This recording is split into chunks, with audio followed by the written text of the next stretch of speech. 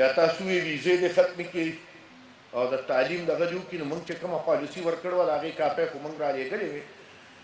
خو بله ورځ بیا یو خبره داسې خبره شروع شوه، نو ما ته معافي غواړم که د خپلې لارې نه لږه خوا کېږم، خو یو منټ والم. ما ورته وی چې پاکستان تقسیم شو، په دې تقسیم شو چې وی پاکستان کا مطلب کیا لا اله الا الله. نو پنجاب په منځ دوه ټوټې شو، وی هندو پنجاب چې دی دا د هندوستان حصه شوه، مسلمان پنجاب چې دی دا کلمه وایي نو دا به د پاکستان حصه وي. سند په منځ دوه ټوټې شو، مسلمان سند پاکستان شو او هندو سند هندوستان شو. د بنګال خبره خو نه کوم ځکه چې خو بس هغه انا لله و انا الیه راجعون خو ختم شو، خو بنګلادیش تو قصه ختمه نه. خو ما ورته چې زه اوس په یو پته نه پوهېږم، د هغې مسلمان پنجاب چې هغه پاکستاني سره د هغې وزیر اعلی خطا شي، په ټول پنجاب کې ټولو کې سربه میخه وګوري، ټولو کې ښه اس وګوري، او لاړ شي هغه سیک پنجاب او د هغه ځای هغه سیک وزیر اعلی ته وایي چې دا مې صاحب تاله تحفې راوړي دي، ستا او زما ژبه یو ده، ستا او زما تاریخ یو دی، ستا او زما ثقافت یو دی، ما ته راتر غاړو ګزو تورونه دي.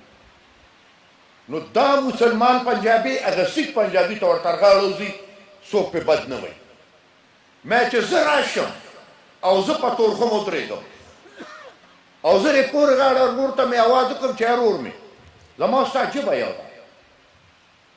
زما او ستا تاریخ یو دی، زما او ستا ثقافت یو دی، زما او ستا مذهب یو دی، راته راغړو زما ته ته زما ورور یې، نو ما پسې لوړې راوالي.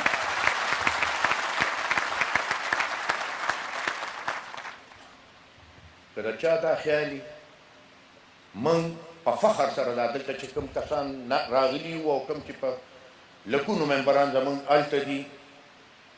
موږ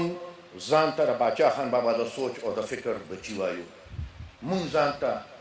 د باچا خان بابا او د ولی خان د سیاست وارثان وایو، او دنیا ګواه ده چې هغوی کله خپلې فیصلې دواړو کړې وې، نو که د دنیا هر طاقت راغلی دی نو هغې خپلو فیصلو نه هغوی منې کړي نه دي. موږ به دا ورورولي که خیر تاسو سره پالو، تا در سره بلکل لوظ د پښتو لوظ در سره کوو،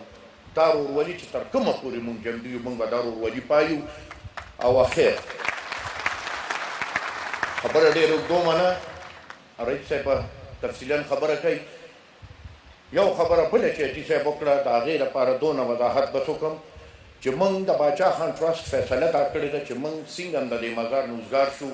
نو مونږ د باچا خان بابا په نوم باندې همدلته جلال آباد کې که خیر یو لیسه پرانیزو چې خیراتي تعلیم دی، ځکه چې د تعلیم باندې ډېر بې زور باچا خان بابا ورکړو. رئیس صاحب خپله خبره کوي، زه پرې نه کوم، خو د هغه په نوم به که خیر مونږ دلته کې د ټرسټ له طرفه یو لیسه کولاوو. نن په مزار ولاړ، ما ته د خپل یو ملګري یو شعر رایاد شو، هغه ویم او بیا خپله خبره په دقې شعر ختموم. چا یو شاعر وی مرده پرست نه یما، مرده پرست نه یما، زه په جمدو مین یم،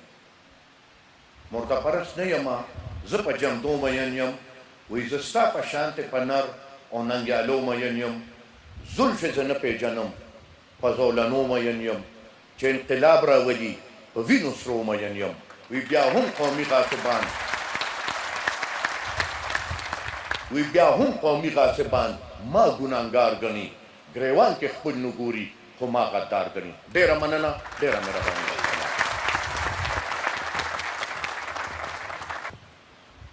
وروسته د هېواد ولسمشر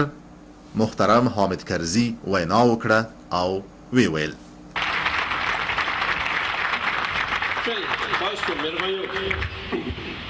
بسم الله الرحمن الرحیم، الحمد لله رب العالمین والصلاة والسلام علی خاتم النبیین. زمونږ ډېرې ګرانې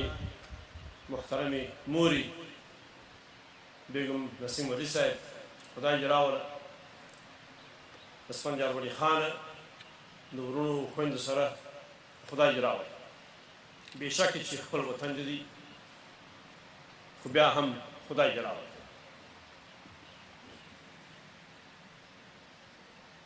محترم حضارو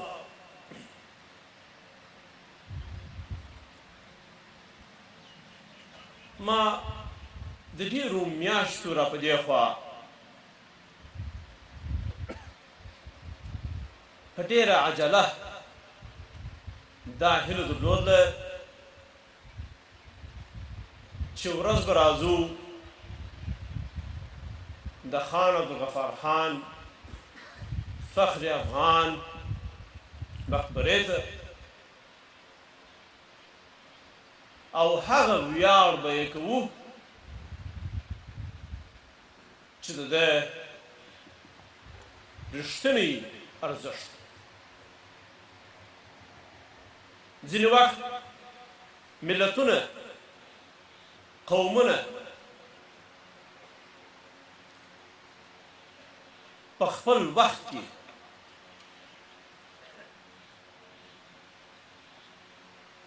خپل ویاړ نه پېژني په خپل وخت کې هغه ارزښت چې د انسان په کړو وړو کې او د ژوند په فلسفه کې په هغه سم نه پوهېږي د پادشاه خان ارزښت او د ده د ژوندانه د فلسفې ارزښت نن د هرې ورځې په تېرېدو سره د لمر په شانتي